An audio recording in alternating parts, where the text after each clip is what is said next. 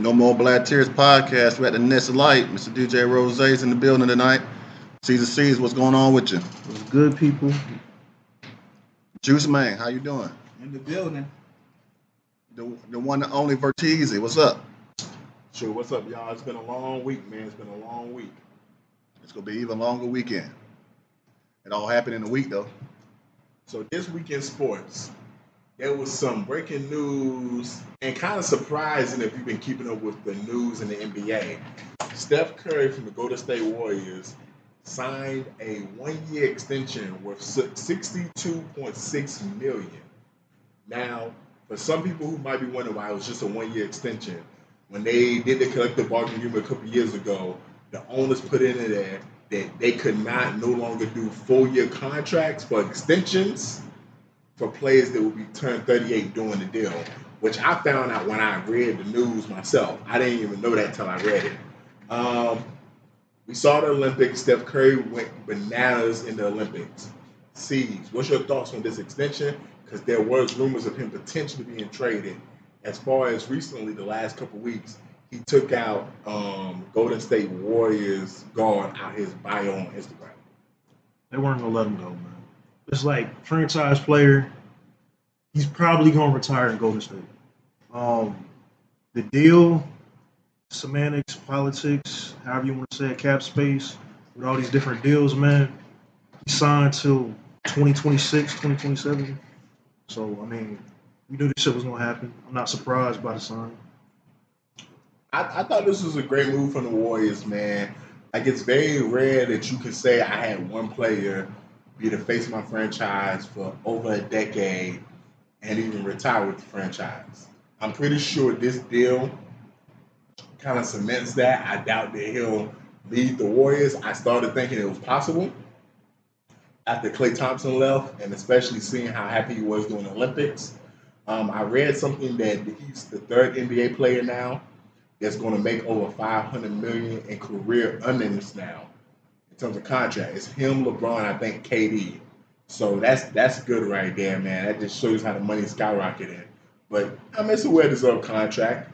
All this means is for the next couple of years, we're going to see Steph Curry put up points in Golden State, break more records for Golden State, and be in the play-in year in and year out, and probably not make the playoffs. That's all this shit really means. That's right. We're just going to watch another great player, which we've seen it before in sports. We're going to watch another great player finish their career outside the playoffs. I mean, so, I don't know about finish. I see him going maybe Lakers. Maybe go to Hope. Man, because like you say, he do 2 years, but he washed up. He done. He still had 2 years left on his current contract. Plus this. That's 3 years. He's 35 right now. He'll be 38 by the time his contract's over. At 38, are you going to want a 6'2", 6'3" point guard that's already had injury, issues early in his career? I just can't. Win. With the type of player that... I'm going to say this, and I'm going to pass it to Rose. We got to understand. I'm listening. We talked about Matt Ryan last week, the great Matt Ryan. So I thought he was going to play for another 5 years. Tom Brady fooled us, bro. Like, at 35 for most of these quarterbacks, that's when they start breaking down. To be honest, this is the time these NBA players break down. We can't let LeBron fool us, man. Everybody ain't built like that, man. God came down from heaven, and he did something to that nigga genetics, bro. Like, he was like, hey, man, y'all saw Django, bro? He said, you that 1 in a billion nigga. And LeBron James is that 1 in a billion nigga. Because I promise you, we're not going to see another nigga with them kind of genetics. He's not. It's not the genetics. He got the chamber at the house. He's right. Let's be right. He's just as much money he spent on his body to keep this shit up. But I look at it like this. Hey, man, all he got to do is go to another team. And 3 years go by, boom. I still will take Steph Curry because he's shooting. All he got to do is shoot. He ain't playing no defense. But the thing about Steph Curry, he's not he can spot up and shoot, yes, but that's not what he does. He's more of like a Reggie Miller. You know how Reggie Miller always was on the run, always running, always on the run, coming off screens, and that's his game. Mm-hmm. So, but spotting up, shooting, yeah, he can do that, but that's not his game. But I'm happy for him. I like to see, young black guys get paid. He got his money, you know what I'm saying? You know what I'm saying? I don't. What else was they gonna do? They gotta pay it. That's what they had to pay him. What else was gonna They do? would have went to Miami championship. They didn't have to pay him, but they did just because of him. No, they didn't have to. Was he a free agent? No, because they had 2 years left on his contract. They paid him. They paid him just to show him love. Because like, we're not gonna be able to pay you this once you turn 38. So we gonna give you this money now because you brought us 4 championships. A new arena. You changed the game of basketball as we know it today. You know what I'm saying? And don't forget, when he got there, that franchise was worth, I think, like maybe 5-6 million. Now they're worth like over $1 billion, like $2 billion or something like that. Yeah. That's because of Steph Curry. Yeah, so they gave him his flowers early. You know what I'm saying? Sound like they shortchanged him. Hey man, so talking about people that's getting paid. You know, we talked a little bit about college football last week. We gave y'all the outlook for the season. Now we're going to talk about this first week of college football. Last night, Colorado played North Dakota State. There's some other games on the slate. Seeds, do you want to talk about last night's games, or are there some games that's this weekend that you would like to address? Early in the season, a lot of teams look great. We're talking about North Dakota State. Just a few years ago, they were still in Division II football. If you struggle against a team like that, what's going to happen when you face Arizona, top 25 team, Utah?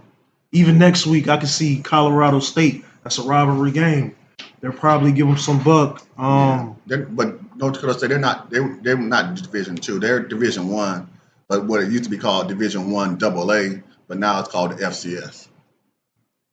Yeah, so there's that factor. It's like those last 4 games, I'm going to say that's going to be the highlight of the season to prove, like, hey, all that talk y'all did, great as y'all look, can you put up the same numbers? Can you win these games? And, you know, everybody's got Heisman talk, draft talk. It's like, hey, win these games. You know what I'm saying? Yeah, man. Not even going to touch on that game because everyone can talk about that game. Hey, shout out to Georgia Tech. Shout out to TJ, man. Yeah, shout out to TJ. I saw that shit. I didn't think y'all boys would win. Hey, who Georgia Tech beat? I root for UGA, but hey, Georgia Tech, y'all, I root for y'all too, man. So if y'all can make something shake in the ACC, believe me, man, I'll go to Walmart and get some Georgia Tech gear, man, and rep y'all boys too. So do y'all thing. The 2 things I want to point out is, one, I just can't remember the last time I saw a powerhouse like Georgia open the season in the SEC against a team that's ranked like Clemson is. Because I'm just so used to like that first week just being like, you know, Bama, Auburn, like them powerhouse facing cupcakes. And then the next week you facing a real, like this first weekend of college football is actually exciting. There's some good games on the slate. But you know, Georgia, since Kirby Smart's been there, the first game has always been in Atlanta, and they always face somebody. Like last year, I think it was. Yeah, that's what TTK told me. Yeah. That they had, and D Will told me that too. That they had faced Clemson a couple years ago. Yeah. But that was in a down year. But hey, when you schedule them, you think they're gonna be good, and people thought it was gonna be good this year. So let's see how this game goes. You know, Clemson's normally good. They did have a down year, but the other game I'm kind of looking forward to, LSU versus USC. I told y'all, Lincoln Riley, that nigga knows offense. If he can put up some points against a defense from the SEC with that new quarterback he got, hey, Lincoln Riley, this is probably the last year you need to be in college football, man. So I'm excited because if that quarterback looks good, we got another Heisman candidate. Hell, he might even get some NFL, shout out. He's white, right? I'm pretty sure. I think he's white. So if he's white, I'm gonna keep it real. Rose knows this better than anybody. If you white, you only need one good season. That's Joe Burrow. Joe Burrow had only one. Let's just be real. He only had one amazing year. Yeah, he had 1 year. But he did amazing in the NFL too, though. I'm talking about for him to get drafted number 1 overall. So if that guy from USC goes out there and throws for 5,000 yards and 50 touchdowns and wins the Heisman. That's Drake May. Hey, Drake May too. You know, he only had like really one good season in North Carolina. So that's the thing about these college quarterbacks. Go out there, have a great season, son. And we'll see what LSU do because they lost Jaden Daniels and Malik Neighbors, 2 first-round picks, top 10 picks. Let's see if they retool and see what they can do. At number 23, if they lose this game, they get knocked out. Yes or no? Yeah. I mean, it's only 25 spots. If you lose this game at 23, you're probably going to be outside of the top 25. But yeah, you can easily come back. Or they can stay. Depends on who ahead of you loses. So I want to see the Georgia game. I'm going to watch the Georgia game. Last night game, it was fun to watch, but it was kind of like I actually had North Dakota State winning the game. I thought they was going to win, but it was crazy watching that game played the way. These are teams that are totally different. I guess levels should be on totally different level. Well, they are on 2 different levels. And Notre Dame held their own. And Prime, they said he had 42 people from the transfer portal. Yeah. And they still look like they did last year. I don't see them winning over 6 games. I'm hoping they can get to 6 games until they can have a bowl game. But it's gonna be hard. It's gonna be hard because North Dakota State, they ain't had no business keeping up with them boys. Especially when you got the best person in college football. Like, just imagine if Reggie Bush was out there. Do you know what Reggie Bush would have did to the boys? Probably ran 400 yards. That's what I'm saying. Like, you got the best person in college football, Travis Hunter, and it's supposed to be one of the best quarterbacks. But y'all only scored 26 points or 31 points? Yeah, 31. 31 points. Shakira had SSC had about 450 in Yeah, he had 250 in the first half. He had 455 to finish the game. But I'm gonna be honest, that was the quietest 455 I ever saw in the college football game. But he didn't really. It was more of wide open players. They was wide open, and then the wide receivers did most of the work. It was a lot of yak on them yards. He had 4 touchdowns, man. Yeah. You know who had 3 of them? Travis Hunter. Travis Hunter had 3, and Horn had 1. If you're supposed to be a top 5 quarterback in the draft, and one of your receivers got 3 touchdowns, you must have to get 6 touchdowns in the game. Yeah, especially against that level of competition. And they said they revamped the offensive line. I ain't gonna go all day on it, but I just hope they do better. I hope they do better. And I hope Deion stop crying on every press conference. Do better than that. Yeah, Show me the money. Talking about show me the money, man. We got 2 elite receivers going from Travis Hunter, a college receiver, to 2 NFL receivers, Ayiuk and Ceedee Lamb. Ayiuk just signed yesterday a $120 million contract, $76 million guaranteed, making him one of the highest paid receivers in the NFL. It also made the 49ers, I think, the only team currently that has 6 to 7 players that make, I think, $20 million a year, over $20 million a year. And then you get Ceedee Lamb, who signed a $136 million contract with a $100 million guarantee, making him the second highest non-quarterback to get that kind of money. First of all, congrats to Ceedee. You went from draft night snatching your phone from your bitch to snatching that bag. I mean, I'll be real. I was not a Ceedee believer. I was not a Ceedee supporter. I'm still not. He proved me wrong last year. He went out there, because Ceedee went out there as the number 1 receiver, and not even just the numbers. He dominated, man. He just looked dominant to me. He was their only player. Thank you. Preach, brother, preach. No, preach, brother, preach. That's what makes him. That's what makes it. That's what makes him. No, hell no. When Ceedee first got there, he was putting up numbers. You had Amari Cooper. You had Zeke doing what he was doing. You had the tight end. You had the tight end. I forget who the tight end was. All of them left. And then now it's just last season was just him. There you go. Last season was just him. He was their offense. There you go. He was the second best receiver last year. He made a Don't do that. Don't do it. Don't do that. All-pro. This nigga. Like, Ceedee was amazing last year. This nigga, no. He did not. Bruh, you can put me out there on the field. Guess what? I'm going to catch every pass you throw to me. Motherfucker, please, bruh. Well, I really want to talk about Ayiuk, though. Because I don't know if he's going to get that much love at this table.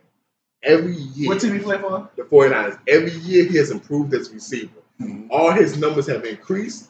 And I've been saying this to some people like Rose, D.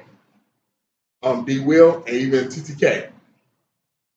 He's a better receiver than Debo. Yeah.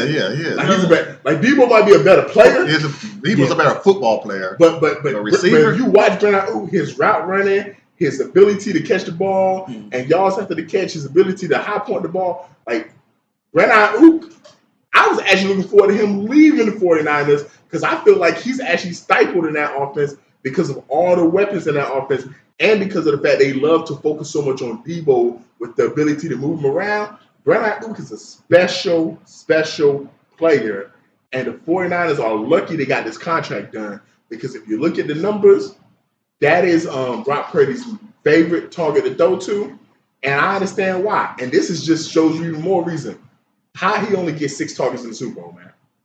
See, that's the problem right there, man. So I hope this means that y'all want to invest more in Bernard Ayuk because I ain't gonna lie, he's someone that I'm looking forward to potentially drafting in fantasy. We're gonna get to that in a moment.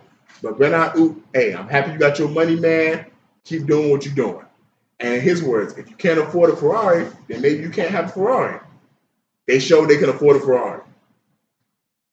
And with Ayiuk, man, it's like I think somebody was showing a video how Debo he'll basically get tied up in the corner, and you see where they'll throw to Ayiuk. I mean, the back and forth going to negotiations. It looked like they was gonna pay him. They paid him, so probably a good move. Definitely a good move.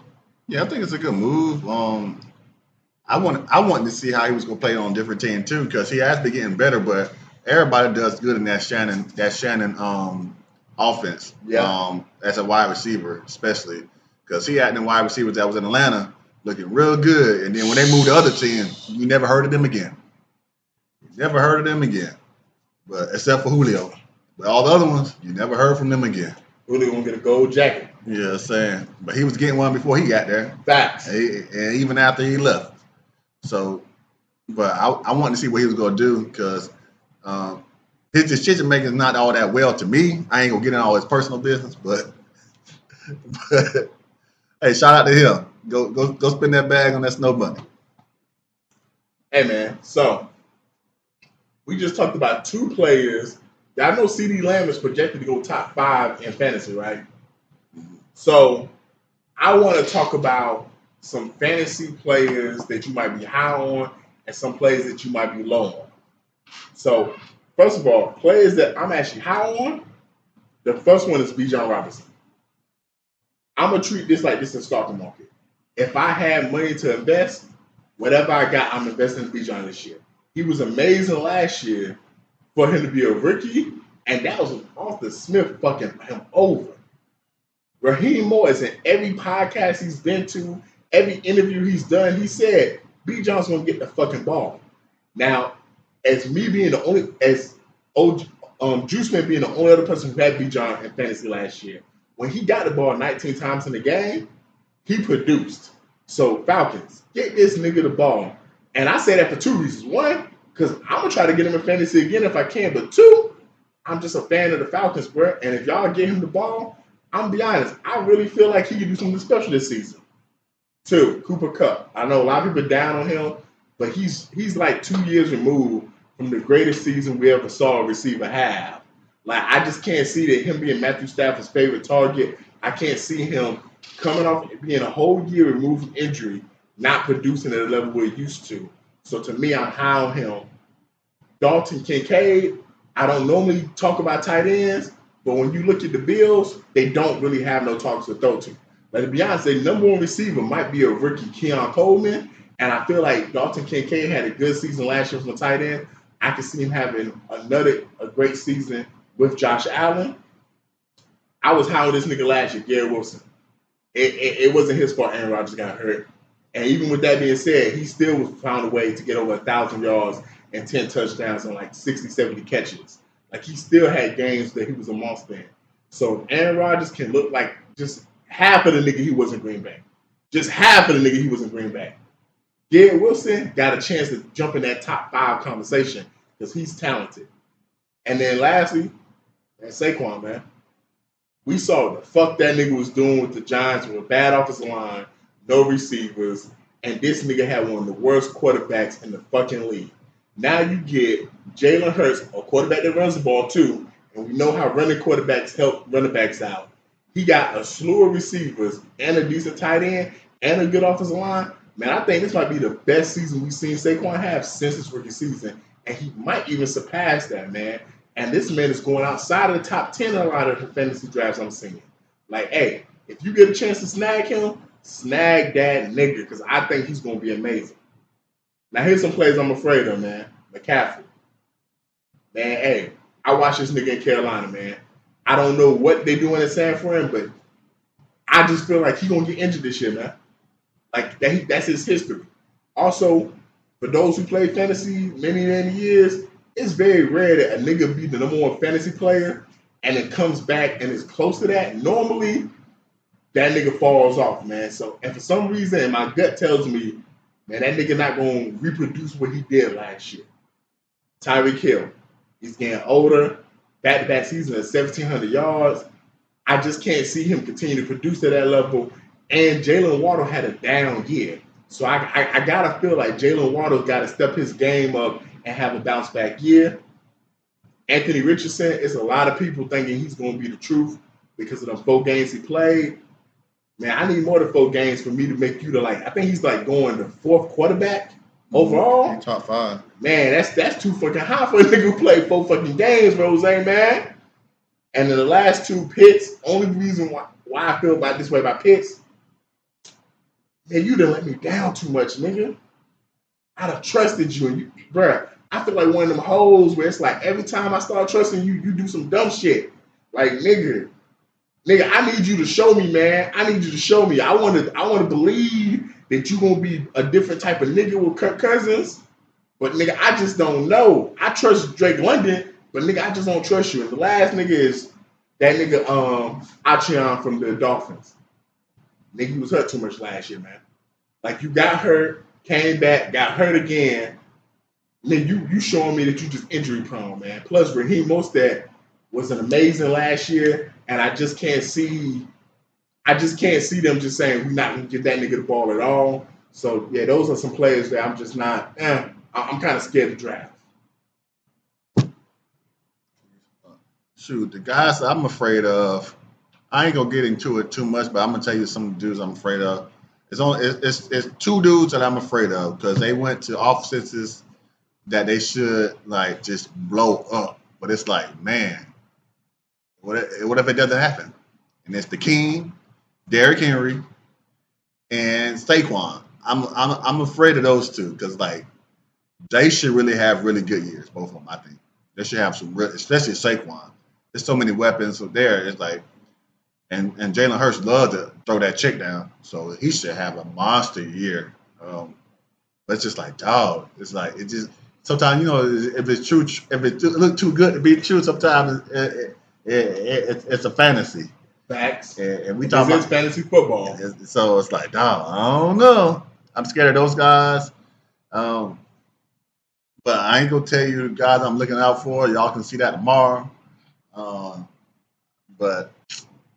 But shout out to everybody playing fantasy football. I just want to talk about one thing, and I'm gonna talk about it a little bit with Vertiz after the pod too. But I joined a random fantasy draft this week, and one of the players on there literally chose all Cardinals players, Arizona Cardinals players. Like, real talk. Like, his whole team, he has nothing but Cardinals players. So I said, let me go look at the final projections and see what he is. It was a 10-team league. Of course, he was number 10. But I want to see what he's going to do. But he had all his players play for the Arizona Cardinals. And I was looking at it at the time because he was drafting them. It wasn't like auto. It was like he was drafting them. I'm like, I would say this, to be fair, there are 4 players from the Cardinals that I would not mind having my team. yeah. I just wouldn't want to have all 4 of them. Like, he got, that's about his whole starting lineup and his whole bench is nothing but Cardinal players. Because he picked Marvin Harrison first. I said, okay, good pick. And then his second pick was James Conner, and I was kind of thrown off by that. I was like, huh? And then he picked another one. He picked Kyler Murray. I'm like, huh? I'm like, hold on now. Like, there's some players that I got my eye on, but I ain't about to let y'all know.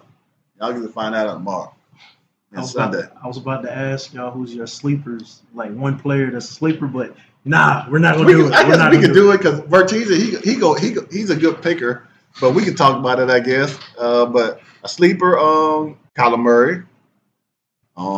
He's a year off his injury. He's a running quarterback, so he's going to get points off that, and he can throw the ball. He's got a new receiver, um, Jordan Love.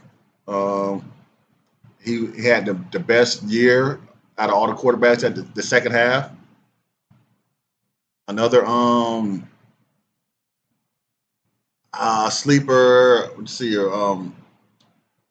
Running back or tight end. Oh, he named tight end like Kincaid for Buffalo. That's a sleeper. You know what I'm saying? But Yeah, I only got two more sleepers, man. yeah, I don't know. One would be another Bills player, Keon Coleman. Once again, the Bills have no receivers. They lost all their receivers.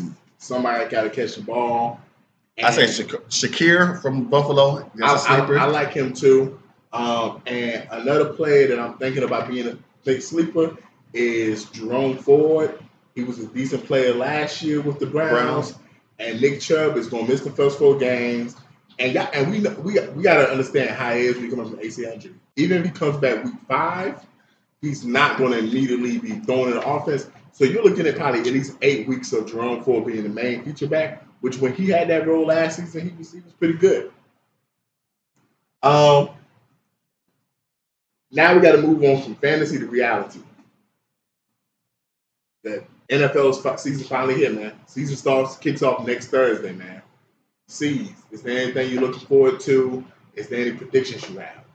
I'm really looking forward to that Ravens-Chiefs game. I think it's going to set the tone for the whole season. I want to see, basically, question we want to see answered, are the Chiefs going to run it back? How good are the Ravens returning? Another one is Steelers, with Russell being declared the starting QB. I think he's really going to end up being a Ben Roethlisberger without all the drama. How the fuck do you have 4 interceptions but still win the game? I see that shit happening with that. Besides that, I really want to see what the Eagles do with all their pickups. Definitely Barkley and that whole team, man. I want to see what the Eagles end up doing the whole season. Yeah, my thing. Well, only thing I want to see this year, I want to see the Atlanta Falcons do well. They're trending right now in the right direction, so I'm happy for that. And also, I want to see what CJ Stroud's going to do this second year because he's been doing a lot of talking this offseason. Yeah. I'm worried about him. I'm hoping he steps up and continues to trend up. Because usually when people do a lot of talking in the offseason after they have a good year, after they ain't showed too much, and usually fall off. And most quarterbacks have a sophomore slump too. So I want to see what he's going to do. And I want to see all the rookie quarterbacks. I want to see what Caleb Williams does. I want to see what Daniels does and with Washington. Not the Commanders, the Redskins. And I want to see what's some of the other rookie quarterbacks we got? You got Drake May. Yeah, he didn't get the job, but I don't want to see what he does. Patriots, they go suck. Caleb. Yeah, I named him, but just those top quarterbacks. I guess it's just Daniels and Williams right now. Yeah. I want to see what they're doing, and some of the rookies from Georgia. I want to see what they gonna do. Like out there and they out there in California. You know what I'm saying? The wide receiver played for the Chargers. I want to see what he's gonna do. And the tight end Bowers that played for the Raiders ain't in California anymore. They in Vegas.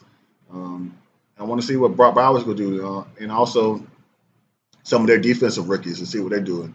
But that's the only thing I'm looking forward to. I'm gonna try to make this quick, man. I just want to get out some quick predictions, man. So these are the teams I think will win the divisions, man. AFC South, Texans. AFC East, Dolphins. AFC North, Ravens. AFC West, Chiefs. Hey, man, I know the AFC East was close, out of the Jets and the Dolphins, I just feel like the Jets got to figure some shit out. The three teams I got making the playoffs on the wild card spot, Jets number 1. I think it's going to come down to the last week of the season. Then the Steelers. I think they're going to have a better season than people think. I just feel like the preseason ain't going to be predictive of what Russell Wilson's going to look like. Then number 3, the Bengals. Man, Joe Burrow, man, you got to show me something, man. That division's got tough. Then in the NFC South Falcons. I don't think it's going to be close. NFC East Eagles. I think that might be close. NFC North. This was the hardest one. The Lions. Because I really like the Packers, but I liked who the players the Lions got on defense a little bit more than what the Packers got on defense. NFC West, I heard some professionals talking about they thought the Rams might win that division. It's the 49ers all day. 49ers. Then playoffs, Packers, and I think they're going to be the top wild card team because I think they're going to come very, very close to win the division. Then I feel like it's going to be the Rams, and I feel like the Cowboys will have a little bit of setback because 2 of your best players, Micah and Dak, don't have contracts, as well as Mike McCarthy doesn't have a contract either. So that might cause a little turbulence throughout the year. And then the MVP candidates, of course, Mahomes. I told y'all earlier during fantasy, I'm really high on Bijan, bro. I think if Bijan puts together the season I think he can put together this year, he can be in that MVP discussion. And, of course, Rodgers, man. If the Jets look way better than they did last year, he's going to automatically be in MVP discussion. And defense player of the year, Sauce Gardner. Once again, the Jets make the playoffs. He's got to be in that discussion. T.J. Watt, we saw what he did last year. If you give him a good offense, he's going to get the ability. He's going to get the chance to get more sacks. And then lastly, I'm really high on the Lions, bro. I think Adrian Hutchinson can have a year this year, man. Especially that offense put up some numbers, man. So I'm looking forward to this season, man. Football is my favorite time of the year because unlike basketball, anything can happen. Anything can happen. Like those predictions out of this game, hey, you can throw them out the window because I can see a team like the Raiders making the playoffs because we always have teams that did not make the playoffs who come out of nowhere. And you brought up Caleb Williams. I've been watching Hard Knocks. I don't know if y'all been watching Hard Knocks, but I ain't gonna lie, man. I can see the Bears doing something, because of all the talent they got. So, hey, thank God for football, man. We back, baby. We back, baby. Yeah, so I guess we probably need to go ahead and throw in the Super Bowl predictions, unless you want to do that after the first game. Nah. It's always better to do it before the first game. Yeah. So, Super Bowl predictions. I'm not even gonna lie, bro. Maybe this is because of the moves we made, and I'm just feeling it. Man, give me the Falcons out of NFC, man. Give me the Falcons out of NFC, man. Now, if you would have asked me this 2 weeks ago, I wouldn't have picked them. But the moves we made to shore that defense, bro, I think we can have a top 5 defense in the NFC, man. And if Kirk Cousins does what the fuck he's supposed to do, which, hey, Kirk, do what the fuck you supposed to do, nigga. You like that? Hey, exactly. And then, come on, man. I just feel like it's hard not to pick the Chiefs, bro. Because until somebody, in the words of Ric Flair, to beat the man, you got to beat the man. Until somebody dethrone Mahomes, I'm never picking nobody against the Chiefs in the AFC. And I love Lamar, but somebody got to beat them niggas in the playoffs for me to say that he can't do it. So give me the Chiefs and the Falcons. And as much as I love the Falcons, bro, and give me another Chiefs Super Bowl, we're going to see NFL history of 3-peat. And never been done before. What you thinking, Cease? Chiefs, Eagles. Chiefs, Eagles. That's a good pick. I'm thinking Chiefs. I'm going Chiefs. I just want to see them do it. I would love to see if Atlanta they're trending that way, but I don't want my heart broke again. I don't want to see that. So I'm not even gonna put them there. I'm not even gonna put them there. I don't blame you, dog. I'm not even gonna put them there. I just because I want to see the Chiefs win the 3-peat. I don't even want to put Atlanta there because if Atlanta go there, I'm wanting Atlanta to win. Yeah, so I'm not gonna put them there, but I'm going Chiefs. I like your pick, C's Eagles, but I'm gonna go rematch. It's probably gonna be Cowboys Bills again. You know what I'm saying? It's gonna be Chiefs and the 49ers again. I'm thinking because like 49ers. You trying to get some 49er fans to commit suicide in 2025? Because if they lose to the Chiefs 3 times in 5 years, Yeah, I said Dallas Buffalo. So shoot, I don't know. Like, man, This nigga George Kittle, every time he lose, he be like, I will be back. Nigga, there's only so many I'll be backs, but you ain't Arnold now. yeah, he California though. So, hey man, a lot of people gonna have tears, depending on some of these predictions, man. So moving on to TNT. Tears or no tears, Dynamite. So we've all had drunken nights where we've done things we were supposed to do, said things we were supposed to do. And, hopefully you didn't fuck up too bad. So this white bitch, and it wasn't Pat McAfee, one white bitch. It was just one. This white bitch got drunk and got punched in her shit by a black bitch. And started running around calling black people niggas. And she was bleeding from her nose or her mouth, screaming, looking ugly and shit like them college football women who be crying. I saw a nigga kick her in the chest when she kept fucking with him. She walked up behind one nigga, slapped her in the back of the head. Hey man, I got tears of laughter because you white people gotta learn, man. Stop fucking with some niggas because some of these niggas, they not, with all due respect, they not our granddads, they not our grandmas, they're not our great granddads, they're not our great grandmas. You can't say and do what you want because nowadays niggas will punch you in your shit and not give a fuck. And some of these motherfuckers, let me keep it real, some of these niggas are super niggas. And y'all probably wondering, what's a super nigga? A super nigga is a nigga that's not like me. I'm a nigga, but a super nigga is somebody like Gorilla that will go down, sit down, eat some jail food. That's a super nigga. So, hey, y'all white people to watch out, man, because this white bitch, that black bitch she walked her shit, nigga. She walked her shit. Yeah, it should have been more than that because the way her actions was, she deserved to be. Shout out to the Blue Top. The weekend after we went to the Blue Top, when they found Buddy in the parking lot across the street, woo, that should have been her. The way she was acting, that should have been her. But yeah, man, I ain't got no tears for her, but I got tears for just like it's 2024. Like I know Trump running for the office and he incites these kind of people, but come on, people, man, we got to do better than this, man. Like white folks, man, get your people, man. Get your people, man. Those are the people that's supposed to be locked up in chains in the basement. What you know how the movies used to be when you had the slow people, they ain't come outside. they couldn't be seen, you know what I'm saying, or to put a stain on their family. You feed them once a day. Yeah, like she put a stain on her whole family, man. She put a stain on all y'all white folks, man. And I love some of y'all, but man, come on, man, y'all gotta do better. I think it was the way she was saying nigga too. She was like, nigga, nigga. Shut up, white. Hard R, man. No tears, man. It was hard R's too. Screaming it. You know when they get angry and they growl at you, nigger. Hey, if you never heard the term tweaker, this is what the fuck people are talking about. She was tweaking the fuck out. What's that new term? Crashed out. Crash dummy. I'm surprised she didn't get hit by a car. She was slapping cars, slapped the old boy upside the head, dropped her phone. Where's my phone? Where's my phone? Bitch, you dropped it. You cracked it. It's in the corner by the door. Where's my phone? Nigga. And then you saw the part where she was messing with the dude that was walking away from her. He turned around and kicked the back of her knees. She almost lost her shit, man. Yeah, man. She's a tweaker. What you expect, man? I'm not surprised if she ain't OD or get hit by a car or get knocked out. So, I mean, hey. Hey, man. So, talking about another white person that let black people down all across the country. So, Robert Kennedy Jr., who was basically running from the independent party, the third party this year.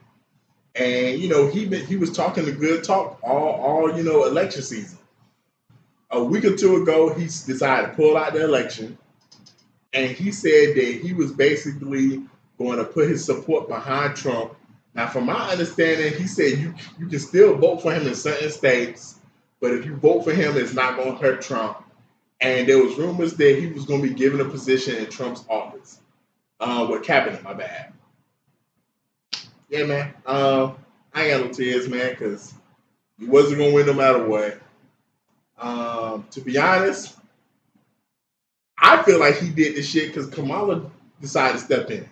Because me and TTK was talking, he actually had a good bit of people that I talked to was like willing to vote for him when it was Joe and Trump. Because there was so many people that discussed it, like, I don't vote for neither one. Fuck it, I'll throw my vote away. You know, at KC's, I'll throw my vote away and vote for this nigga. But when Kamala did what she did to that DNC, and that nigga saw, oh, yo, this bitch got motherfuckers ready to vote. Shit, I might as well go and get behind Trump. And if Trump win, I might as well get myself a job, man. I thought it was crazy because her sister and the rest of his family members came out and denounced him and said, this is not the principles of our dad and our uncle, and you done brought dishonor and shame to the Kennedy name. Yeah, that was the topper. And that shit hurt black people all over America because the Kennedys was known for looking out for niggas. Robert Kennedy Jr., what the fuck you had going on, man? So, hey, man, there you go. Somebody got tears for him. He was talking all that good shit. People were like, oh, he might be rational. He might be what America needs. He might be this. You know you fucked up when you got libertarians calling you the fuck out. They just the people. This is literally a group that just says, hey, this is what we believe in. You just fucking on. They call you out, you know you fucked up. And then it's like, you're not a real Kennedy, man. You're not a real Kennedy. You've been disowned. The Democrats threw you away.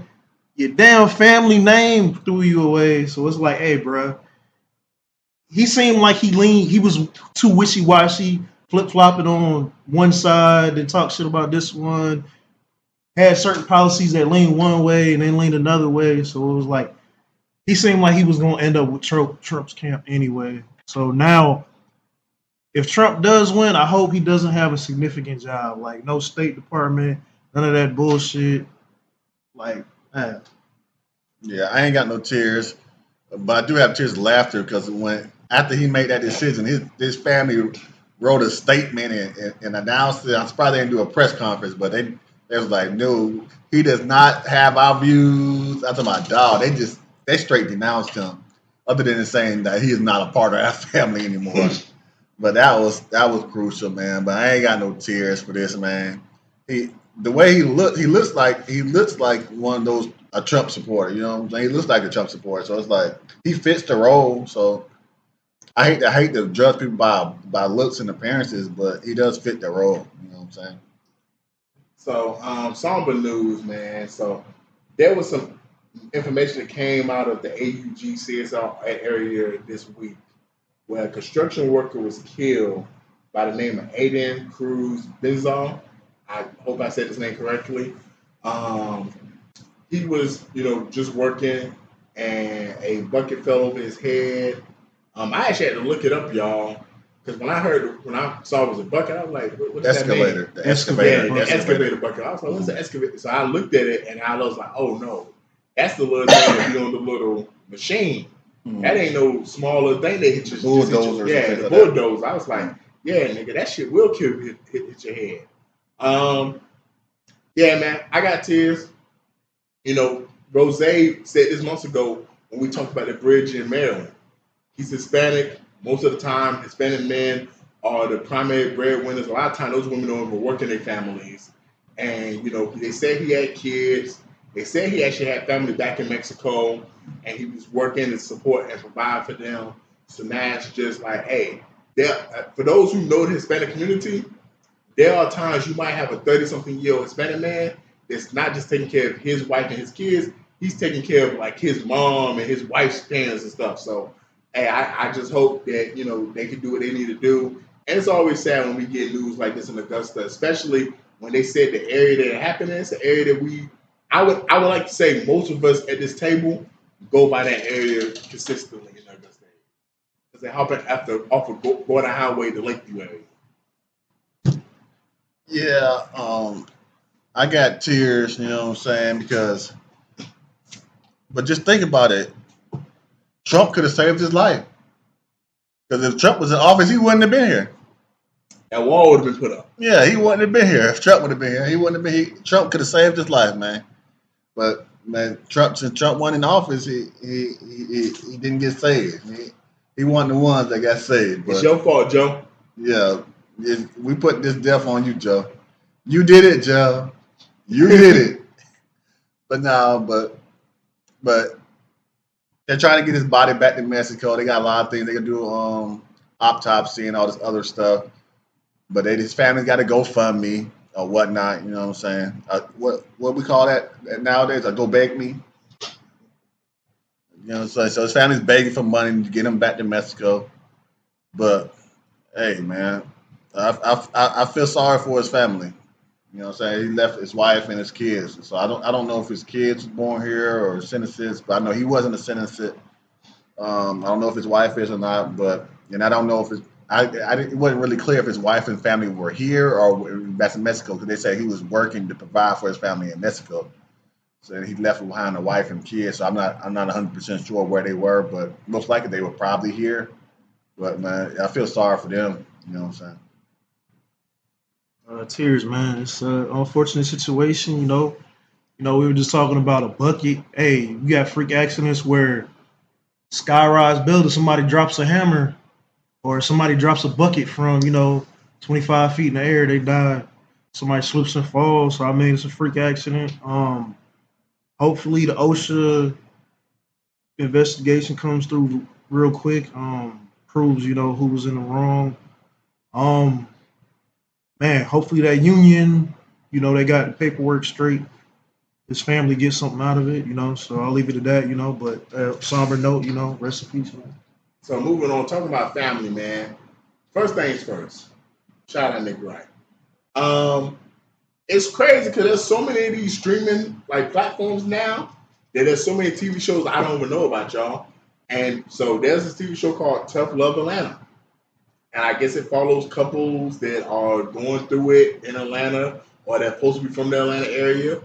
And so this woman was talking about, I guess it was in a counseling session, and she was with her husband, and she was telling everybody how her mother-in-law basically always gets on her nerves and her husband going through stuff.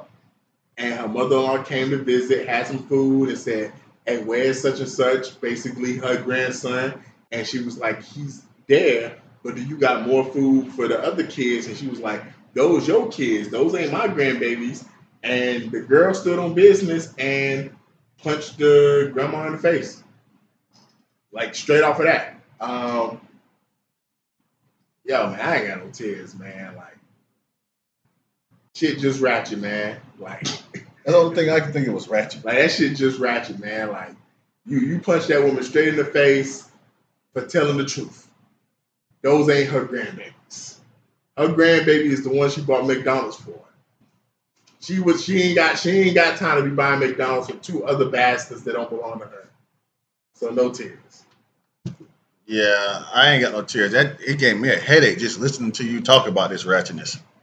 But I ain't got no tears. So basically, you're saying the wife said she has other kids by other people, and the grandma said, I just bought kid food for such. It's like, oh yeah, that made my grandchildren. And then she got sucker punched. Wow. Yeah. That's wild, yo. That's all I got to say, man. But Charlotte, you gotta do better. And buddy, when that happens, whose side do you take? You put him in a predicament. That's such a good question. I'm not married, so I'm so glad that I don't have to contemplate that. That's a difficult situation to be in. Do you take your wife's side, or do you take your mom's side, or do you be like, Mom, you done took some punches before. Hey, you're gonna have to hold that L. Yeah, but yeah, Charlotte, you that disrespectful, Charlotte, you gotta go. You can't be punching every folks in the face.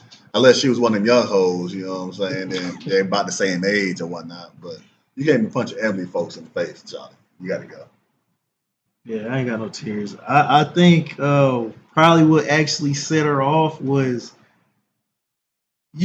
most people don't just sucker punch. She probably been talking shit for a while. It probably built up. And then the son probably said some shit to agree with her. That's probably what pissed her off. family drama. I mean, what can I say? She was correct. It wasn't her grandchild, but I guess it might have been the way she said it. But hey, dude, handle your business. You know that was Ceedee? That was a crackhead move.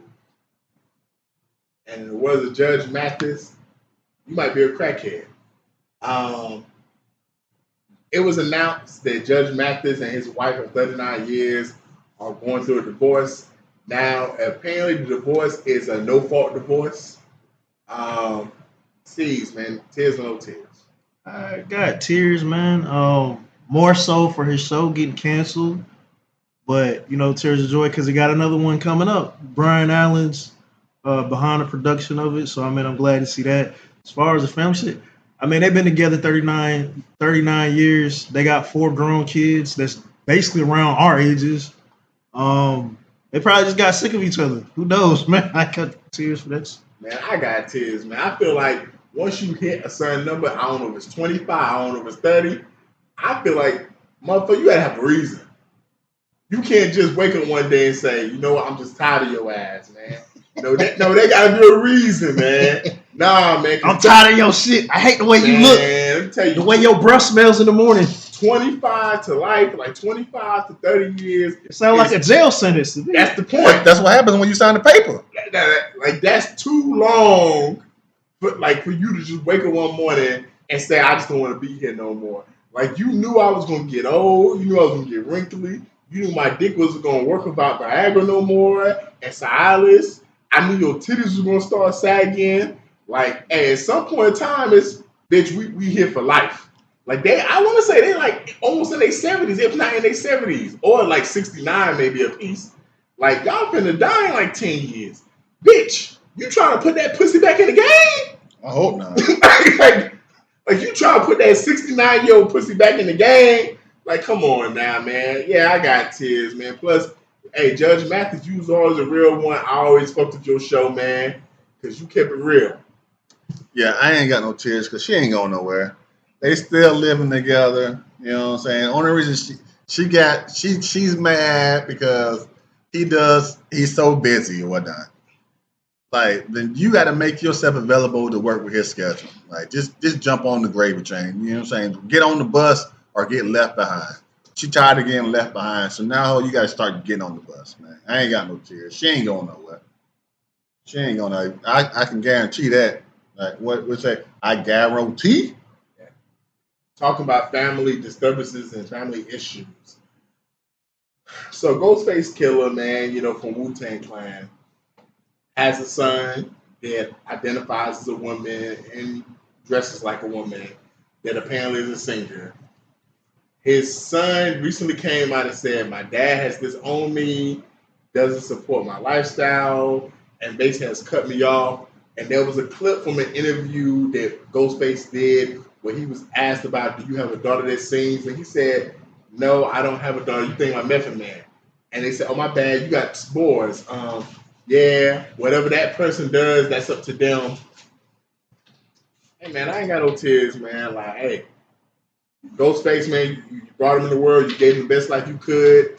If they choose a lifestyle that just goes against your principles and your values, man, once they become an adult, hey, you can still love them, man, but it ain't on you to provide for them and do all that other stuff, man. Like, hey, man, you supposed to be a boy, you want to be a bitch? Cool, man. Go to California and be a bitch. It's easy to say, but is it really that easy to do? Hey, man, if your values are strong enough, and I'm gonna say this, I'm gonna speak for myself. I'm speaking to my table. If your values are strong enough, you can't say that yet. It is what it is. You can't say that yet because you have not. You can't say that yet. That's why I said what I said. If your values are strong enough, if the higher power you believe in and the book you read in is strong enough, then you're gonna believe what you believe. It's easy for you to say like. So I'm not sure if I'm using the correct word. So you being empathetic with the child right now, but. And I'm gonna say this real quick, and I'm gonna let you have it. I don't know. I had this conversation with MGH. I'm tired of this notion that because you a Christian, you got to condone the actions of the people lifestyle. Like you can have somebody in your family that's a crackhead.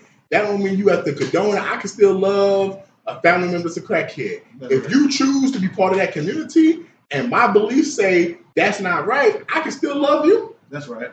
But that don't mean I have to condone that shit, and that don't mean I have to basically approve of that lifestyle. That's right. So like that, hey, I'm just tired of these fake Christians making it seem like, oh, because of the fact that I'm not willing to support that shit, I don't love that person in my family. Nah, man. That my belief system tells me that's wrong. I don't want to support that shit, but I still love that person. I still make sure that person's straight. And I seen Ghostface Killah's son.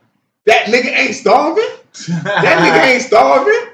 So he doing something for that motherfucker. He probably just ain't. He's an adult though, right? Yeah, he a grown ass man. So, hey man. So you want to be part of that community and I don't believe in that shit. Do what you do, but don't come ask me for $500 to go to the club, because I'm not finna pay for you to go suck a nigga dick in a Hollywood club. Now, if you wanted to be straight, I'll give you $500 to smash a bitch in the club. But come on, man, we not doing this, man. We not doing this. Man, those tears. I mean, especially like, when's the last time you heard anything about Ghostface's family? The Hulu special, the Hulu, you know what I'm saying? The show. The show. I mean, besides that, it's like that's it. He stay out the light. He does music, minds his business. His son. And that wasn't really about his family. It was about him growing up. But it really wasn't even. It wasn't really truthful. It was a depiction. Yeah, a lot of dramatic. You know what I'm saying? Depiction, whatever. So it's like somebody that stays out the light, does music, stays out the way. People don't know if he's married. Like they say he had a baby with Rakim or the RZA's sister. So he used to. That was in the show. Yeah. So I mean, they don't even know if they're still married now. He's got 4 kids. He actually does have a daughter that actually does. She can sing. She just doesn't want anything to do with the music industry. And 2 of his sons were rappers, and one of them was on the Young Wu-Tang, the joint with old Young Dirty Bastard, ODB's kid. I mean, they had that thing going on. But besides that, I mean, like, you're a grown ass individual. I brought up this example last night. This is one of those examples. It's like, this could be the case to where he said he wasn't raised. Ghostface didn't take care of him, and he neglected his other kids. You're the only one out the 4 that's saying anything. All the other kids, nobody else is saying it. This could be a case to where, like T.I.'s son, hey, you don't know what the hell you actually was provided for you. But even if it's like, you feel like it's mistreatment, it's like, hey, you're a grown individual. You could live your lifestyle the way you want to. It's like, I ain't got to deal with you day to day. I can say, hey, what's good? Happy birthday, this and that. You're a grown person. Like, what do you expect them to do? Claim you and be like, yes, this is my daughter, or this is her truth, and blah, blah, blah, and parade it like, hey, y'all should be paying attention to the great Ghostface's, whatever the name they go by. So, I mean, no tears, man. Like, you're... Yeah, I ain't got no tears. Who you thought he was? Dwayne Wade? God damn. Who you thought he was? Got him Wade catching strays. He deserves more than strays. Like, doggone. How you take your kids away from their mama and they end up turning into a whole nother person of the opposite sex? Like, man, what were you teaching that boy? Man, no tears, man. Man, shout out to Ghostface for standing on business. Hey, man, what's wrong with these hoes, y'all? Man, we got to ask Dwayne Wade that. What's wrong with him? I remember MGH asked me a couple months ago, hey, would you rather have a gay son or a whole daughter? Oh, a whole daughter? And I'm be real. I said a whole daughter, man. Because my beliefs won't let me have a gay son. Or a gay daughter. That makes more sense. And a gay daughter or a gay son, that makes more sense. And this next one, we talking about the hoest of hoes. There was this woman who posted a video.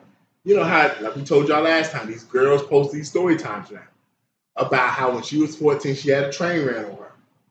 She talked about how she was a freshman and these seniors came to her house because her grandparents was never home and her house was the kicking spot. She was fucking one nigga. Another nigga came in there with his dick in his hand. And it wasn't mystical. Walked in with my dick in my hand. Be cool. And she was like, cool, I'll be cool. And next thing you know, they ran a train on her. She said this happened a multitude of times. They did it to another girl apparently that was prettier than her and more popular than her. They got in trouble. And then she got a lot of criticism online about it. Seeds. What's wrong with these hoes? I hate the way the story, the way it was shown to me. I hate the way the story played out because he made it seem like, dude made his main point was like, hey, it was like, hey, you're a victim. Like, this shit is not normal. We can say, hey, we all know somebody, either you did it yourself or you know somebody that did it or it happened to. Basically, the main point I agree with dude on the point of there's a lot of like normal people, like this deviant behavior, this fucked up shit.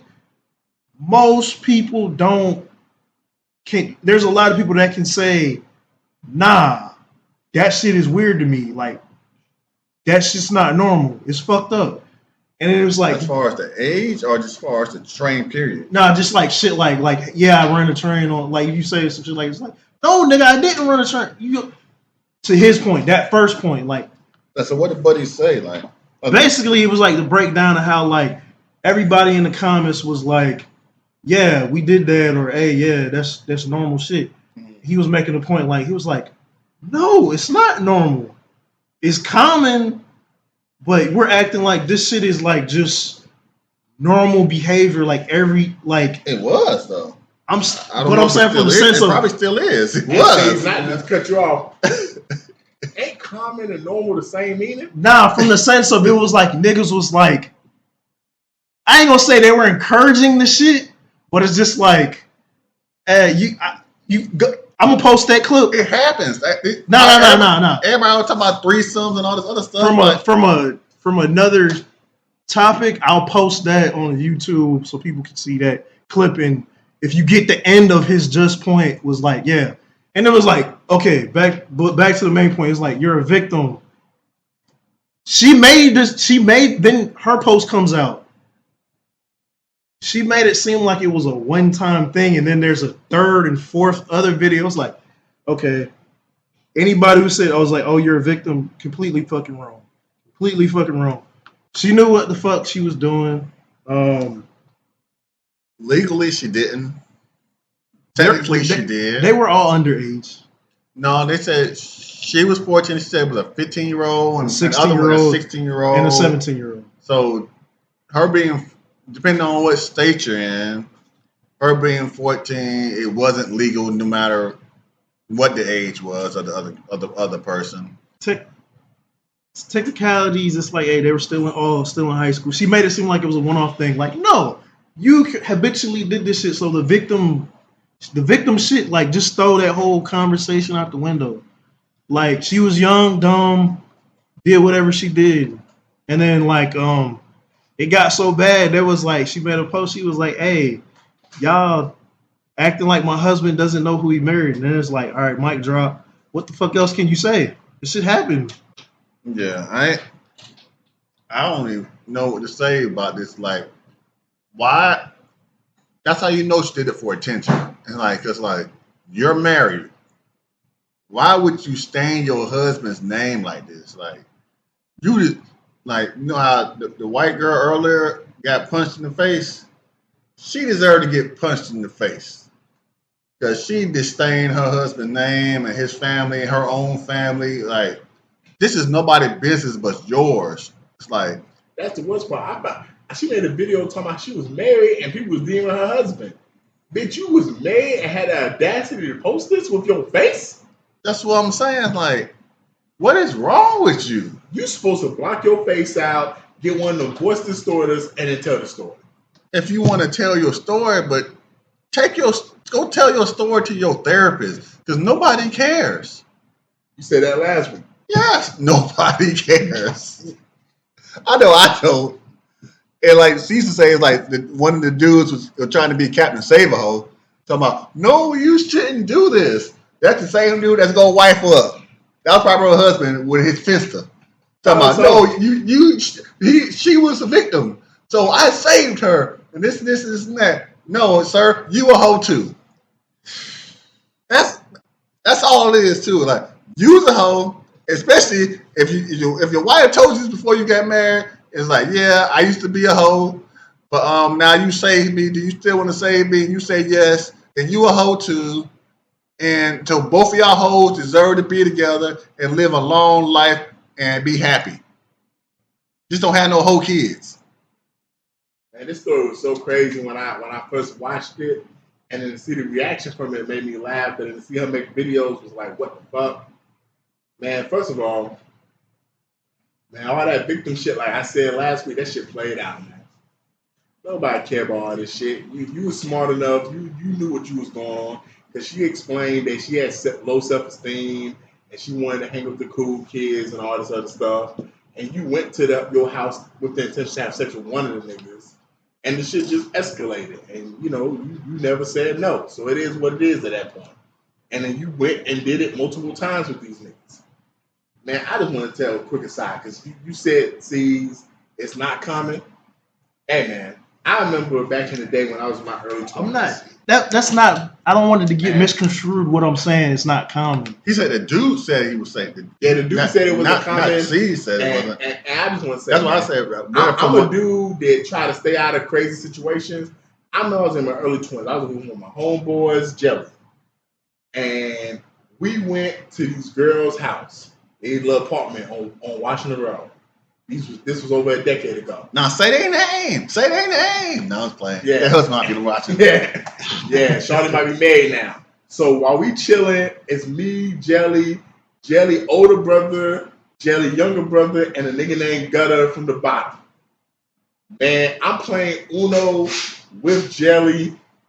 The girls go in their rooms. I don't see the niggas. It's three of us playing Uno, and then like periodically, every like 15 to 30 minutes. Niggas is tag teaming out and different niggas. And finally it gets to the point where Jelly comes back and this nigga went from having a polo shirt on, blue jeans and shoes on, to no shirt, boxers, and socks on. I'm like, nigga, what the fuck going on? Why you sweating? He was like, nigga, I just got done getting some pussy. You next, nigga. And I was like, what? Oh, y'all been running a train this night? Nigga, I've been playing Uno and chilling. I was like, you know what? Hey, man, I would, man, but hey, it's like 3 a.m. I gotta go. But maybe I'll do it another time. Nigga, you scared? Yeah, and nigga was pussy. Nigga was pussy. So, hey, for those who think that shit not common, hey, it be happening, nigga. It's hoes out here. And then the point is, they be trying to get in where they fit in. It's not, and they will let you put your tools so they can fit in. I think more of the conversation, though, like his point was the acceptance of fucked up behavior and bullshit. It's just like, I think it's the way people responded to this shit, and everybody was like, I'm gonna say this, man. I understand what you're saying, but when something happens at such a alarming rate, it becomes normal, man. So, like, yeah, when he says the acceptance of it, the fact that it's so, like, bro, you can find so many women that would tell you stories of either they had a train ran on them, or their cousin, sister, or friend had a train ran on them. Like, to be honest, this is just a normal part of what happens, especially in the black community, because, like, you got teenagers smoking weed, drinking alcohol at an early age, motherfuckers coming from single parent households, and parents are always not home because they working and stuff. So guess what? If you're in a single parent household and your parent not home, guess what's gonna happen? Your spot becomes a kicking spot. And if your spot becomes a kicking spot, and like once again, MJs will tell you, hey, my spot was a kicking spot at one point in time during the summer, and we had bitches in that motherfucker. We just wasn't doing shit with them bitches, but them bitches was down to do different shit or whatever. we was just of the mindset of like, nah, man, we're not even thinking about that shit because we 17, 16 years old at the time, man. But these hoes, like, letting us know after the fact, yeah, y'all could have, had us upside down, sideways. And we like, really? What the fuck? So I'm just saying, man, hey, when you come from these backgrounds and these situations, it happens. Hell, it happens in some suburban communities too, man. But, hey, I don't know what's wrong with these hoes. When that shit first opened up, I thought it was gonna be some CSI, SVU shit, but no, it wasn't.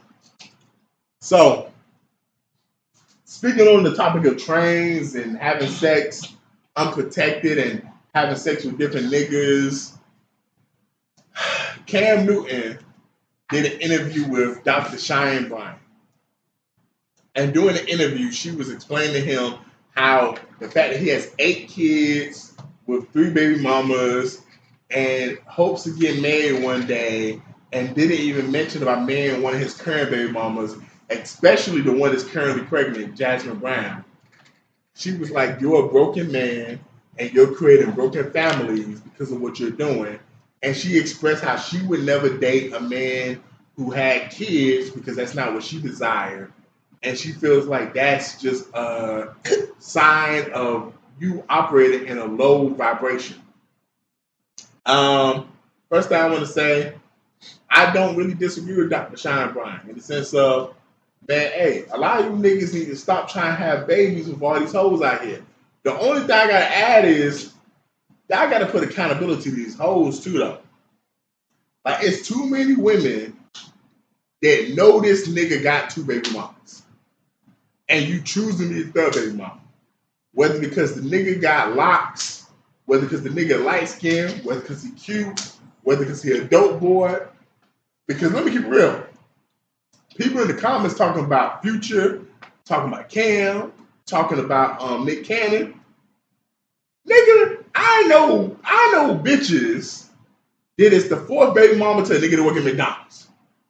Yeah. Let's stop making it seem like, oh, y'all only do that shit to rich niggas. No, y'all do that shit to these niggas that's broke. I know niggas that ain't got a pot to piss in right now. They homosexuals. But who don't know that? They living with a bitch that they don't want to be with just so they can have a spot to stay. Mm-hmm. And they got 3, 4 baby mamas, man. Like, y'all women gotta stop accepting being the 3rd and 4th baby mama. Now, am I saying you can't fuck a nigga that you find attractive, that's a bad boy? Nah, man, just be on birth control, use a condom or whatever. But the fact that you allowing these niggas to baby mama you, knowing he got 3 baby mamas, and in the words of Jay-Z, you got the blueprint. He already showed you he not a good father over here in house A, he not a good father in house B, and he not a good father in house C, but you feel like your pussy is so special. You feel like you that one woman that can make this man take care of your child and take care of yourself. Like, that shit is the most idiotic train of thought to me. But as far as everything else she said, I'm not going to talk about the community, I'm talking about the black community. Yeah, we got to stop creating broken families, man. We got to stop accepting the fact that it's okay for us to have all these babies out of wedlock with all these different women, with all these different men, and that's okay. Because at the end of the day, even if you can afford it financially, and I love Cam. Like, it's been times, if you've been listening to this pod for months, I defended Cam against people at this table right now. I love Cam. But when you cannot be in the household with all your kids, money don't make up for your ability to parent. Like, you being able to send $10,000 for your kid don't make up with you sitting there when your kid come home from school or come home from his friend's house and he got questions about life and he needs fatherly advice, or you got a daughter that needs some guidance in terms of how these niggas operate in these streets. Like, you need a father in the house to actually talk to you consistently. They better call me on that goddamn iPhone, goddamn 21, goddamn.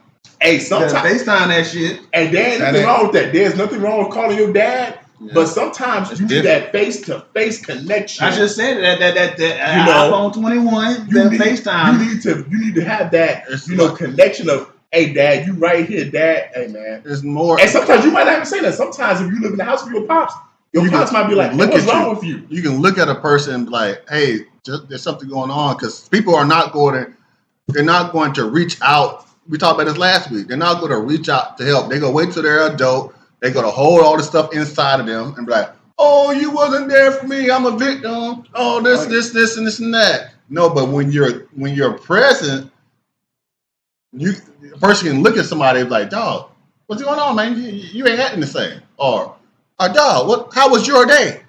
Or, because the person, as a child shouldn't have to call the parent.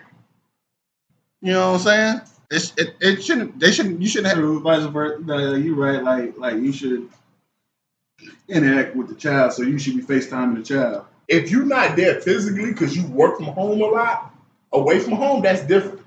But if you creating these homes to the point where you got 3 households and you cannot be in 3 places at one time. You can't. And to me, that's the main issue.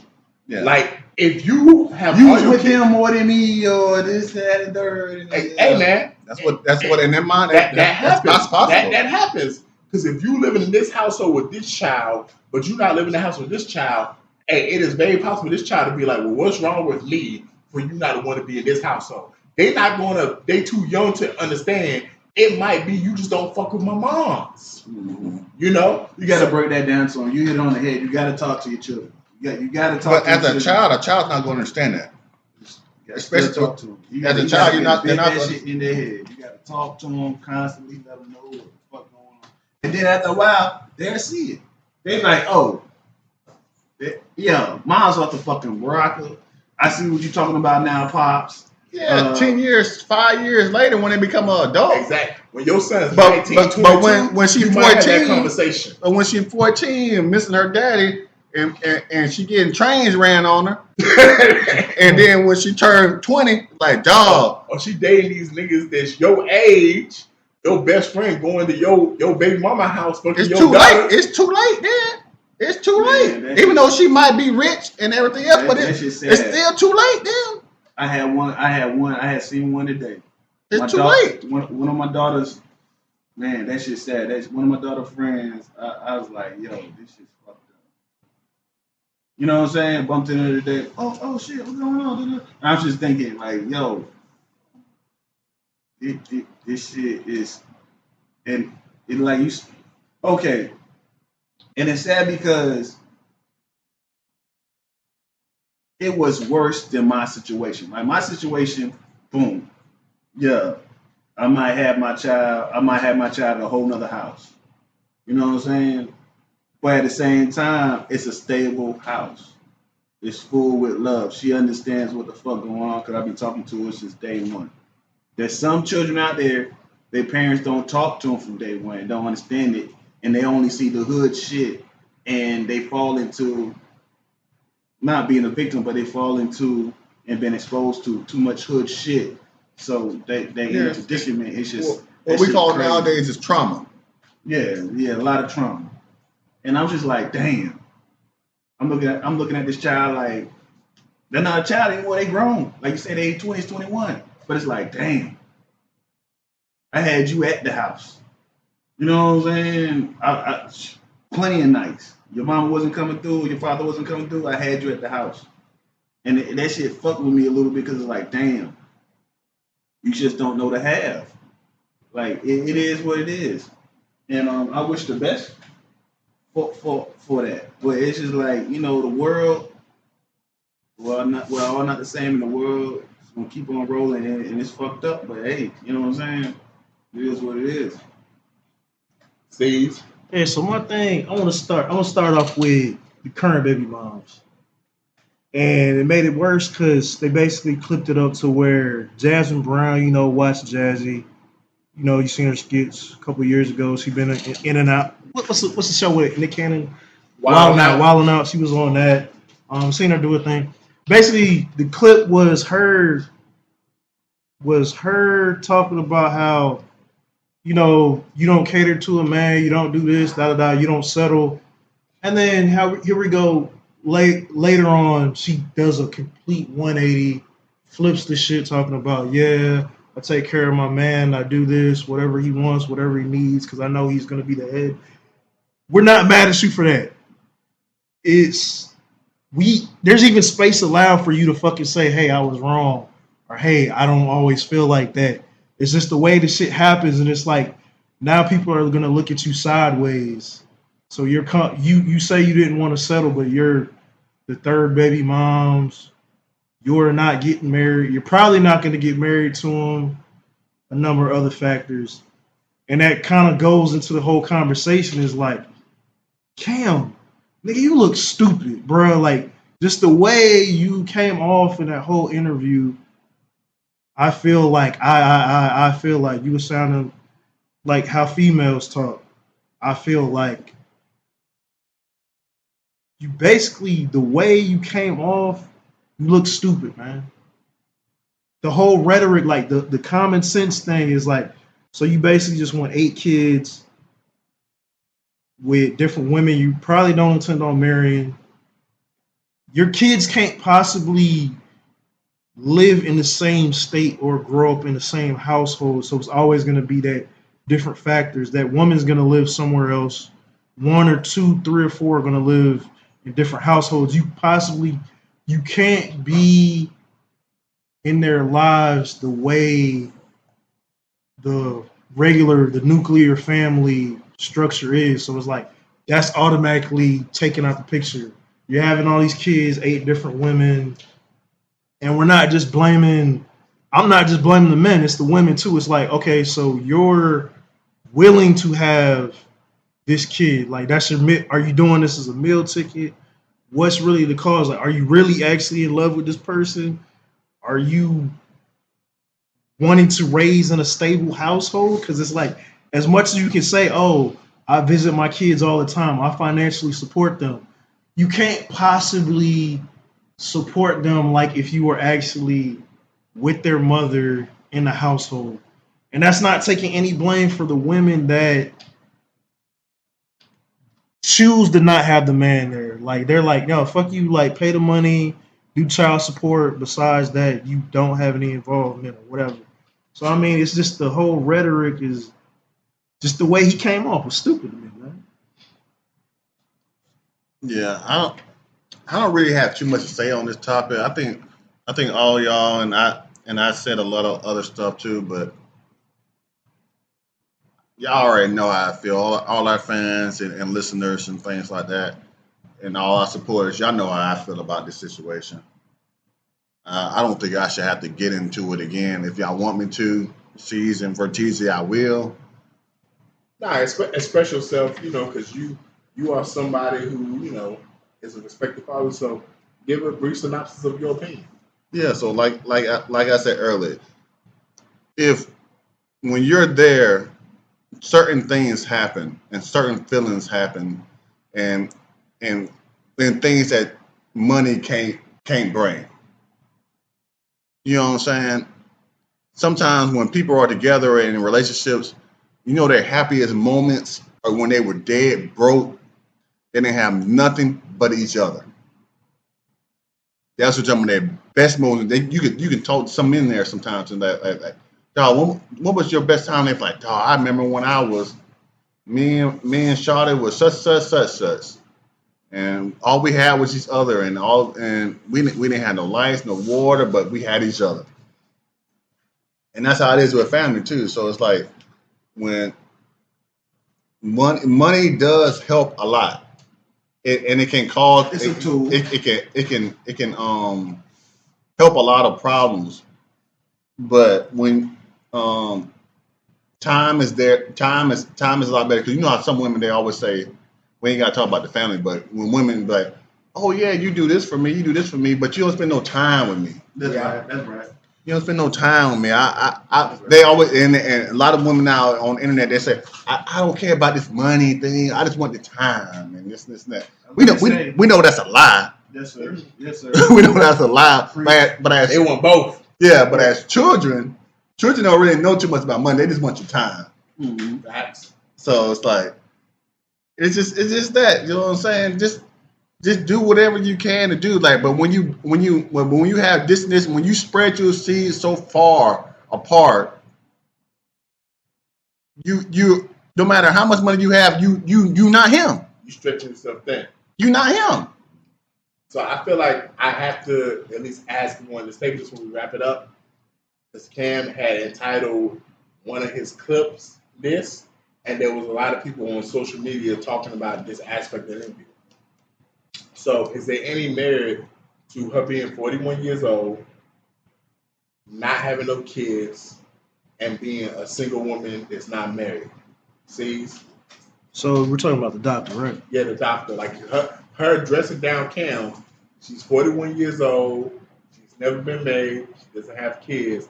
Is there any merit to that to discredit anything that she's saying, or maybe even critique her? Before you go to see, let me talk about that because that's kind of my field. So that's her job. That's what she went to school for. As far as I know, she actually is a PhD in psychology or LPC. You know what I'm saying? That's her job. She's a doctor in counseling and all that stuff. Went to school and all that kind of stuff. Is that correct? Or No, that's correct. There was people that was trying to question her actual doctorate degrees, but no, she has doctorate degrees and she's done the research and she's done what she's supposed to do. Okay, so as far as her doing what she said, that's because it was almost like a counseling session being filmed, which shouldn't have been done. If y'all want to have a podcast, y'all should just talk. But she was actually trying to counsel him on camera. So when all the stuff that she was saying, people are critiquing it, but what she said wasn't wrong. It's just like that's her job to do what you do. But when you have it on film and people have, What did she say? She just said that he's making broken families, and that she felt that he was not broken. She said broken, but what she said? Low vibrational. He was a high body man, operated in his low vibrations. Yeah, so it's like, and people saying like, well, how can she say this kind of stuff when she's 41 and doesn't have any kids and not married? And she also said in that same I want to say interview or session, like she doesn't want to date a man with kids because of stuff that he does and things like that. She'll be willing to date a younger man. She'll be willing to date a younger man because she knows. But she would have to have patience knowing that he's a younger man. But she did not put no age limit because she's willing to date an older man as long as he doesn't have kids. As long as he doesn't have kids. And I didn't have no problem with anything that she said and the stuff that she said to him. That's basically her job. That's what she was taught. That's what her research showed. So I don't have an issue with it. And just that some people that don't know some things or have never been through a counseling session, tough talk is tough talk. You know what I'm saying? It happens. You know what I'm saying? I agree, Rose, man. I saw her interview months ago with Nick Cannon. It did not go viral. For those who know Nick Cannon's not a very confrontational dude. Like, you can call Nick Cannon's one of the few celebrities you can call him out on his bullshit, and he can actually internalize what's going on. When they had their conversation, he pretty much owned up to some of the stuff she said. What made the Cam interview go viral was Cam pushed back so strongly and vehemently on it.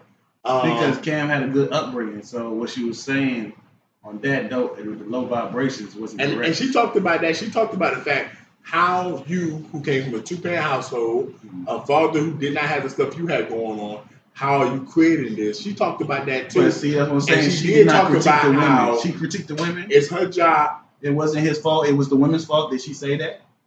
She was only talking to him, but she did mention that. Yeah. And that's why I've said what I said about the women.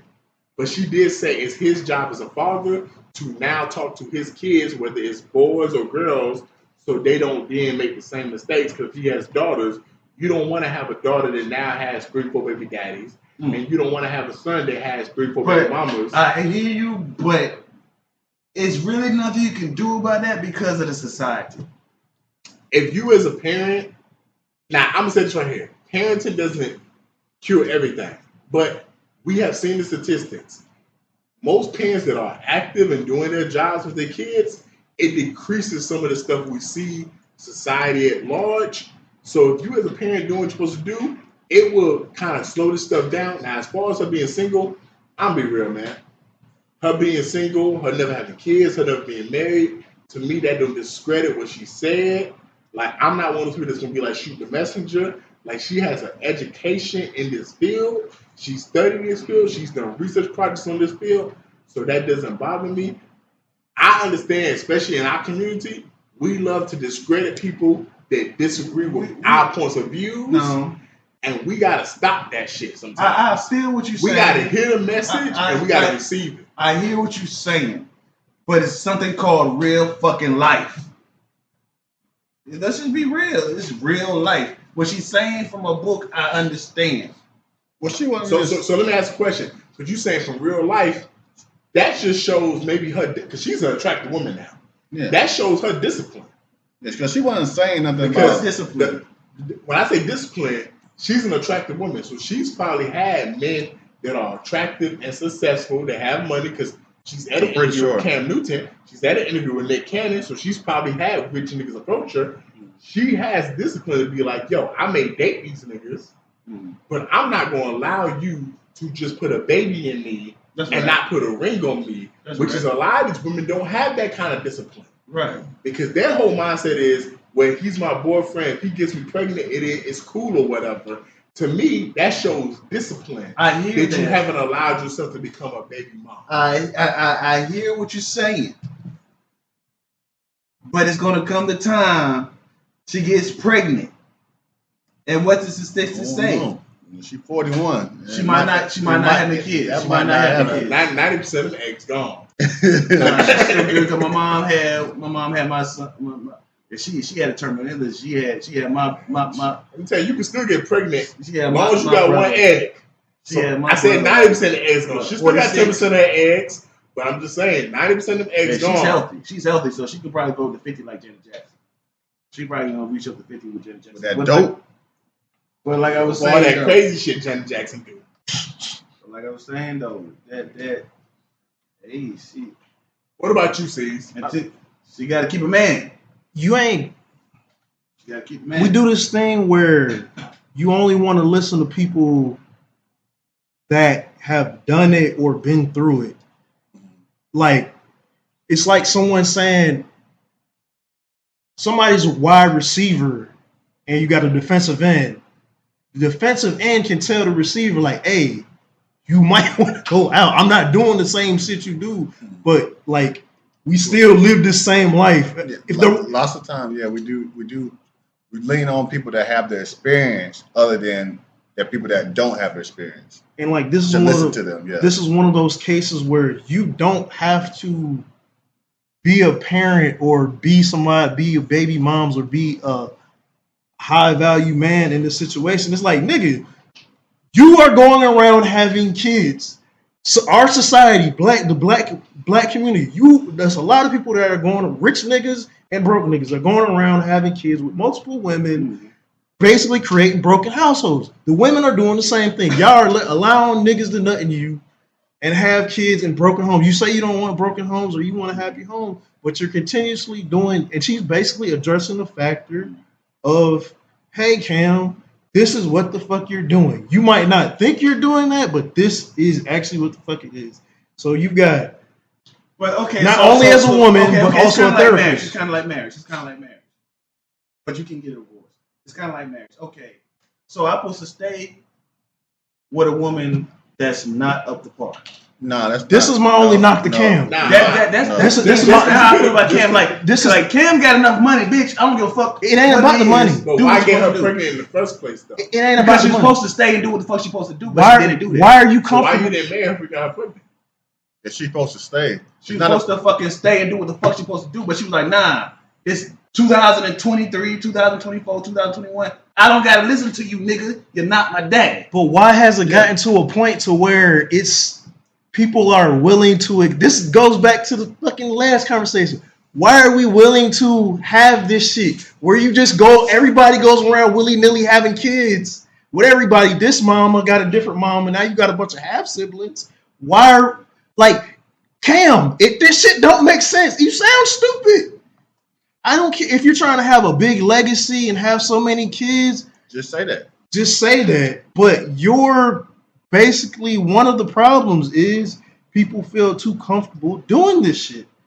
People do feel comfortable doing it. Yeah. So it's like, and then if you want to say, oh, well, she's single, how the fuck is her? We don't know. See, that's the thing. We don't know what Cam thinking. We don't know. He said what he thought. What he thought. He thought it was. But he just want to have kids, and the Lord bring them as they come.